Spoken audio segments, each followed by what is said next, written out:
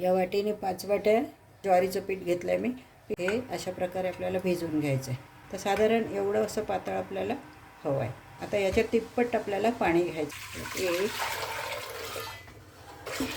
2 या पाण्याला आधी उकळी काढून घ्यायची आणि याच्यामधलं थोडं पाणी आपण काढून घेणार आहोत. त्याच्यातून थोडं आपण काढून घेतलं की मग आपल्याला त्याच्यामध्ये घालायचं आहे 2 चमचे जिरं, 2 चमचे तीळ तुम्ही कमी जास्त टाकू शकता. 2 चमचे लाल तिखट घालते मी, चवीपुरतं मीठ. बघा आपल्या पाण्याला आता उकळी यायला लागली. आता याच्यामधलं थोडं पाणी आपण काढून घेऊ. बघा एवढं साधारण पाणी मी काढते आणि आता हे जे आहे आपल्याला याच्यामध्ये टाकायचं आहे. बघा आता पाण्याला चांगली उकळी आली आहे. आता याच्यामध्ये आपल्याला हे पीठ घालायचं आणि पट्ट फिरवायचं बरं का.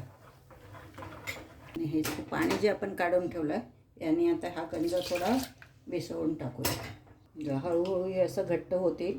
खूप जास्त घट्ट नको आहे आपल्याला, मध्यम गॅसवर असं ढवळत राहायचं. अशा 2-4 उकळ्या येऊ द्यायच्या. हळूहळू मंद गॅस करायचा. आता साधारण एवढं पातळ हवं आहे आपल्याला. हे गार झालं की अजून घट्ट होत असते. बंद करून देऊया गॅसला आणि याला झाकून देऊया. तोपर्यंत आता टाकायची तयारी करू. बघा एक कॉटनचं कापड घ्यायचं, त्याला स्वच्छ धुवून असं वेळेवर याला ओलं करायचं आणि पिळून घ्यायचं. आपला डायनिंग जो आहे किंवा टीपॉय जर आहे तर तो काचेचा असतो. काच आपला टिचकणार नाही याची काळजी घ्यायची आपल्याला. की याच्यावर कापड टाकायचं आणि एक प्लास्टिक टाकायचं असं. आणि आता याच्यावरती आपल्याला कापड टाकायचं आहे. बघा अशा प्रकारे आपल्याला सगळे धापुडे आता टाकून घ्यायचे आहेत.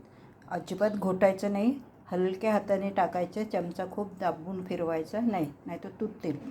आणि साधारण एवढंच आपल्याला पातळ पण ठेवायचं आहे. बघा हे पापड आता काढायला आलेत.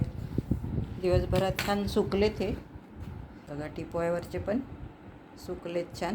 आता याला आपण काढूयात. याला आपल्याला उलटं करायचं आहे. आता थोडं याच्यावर पाणी शिंपडायचं.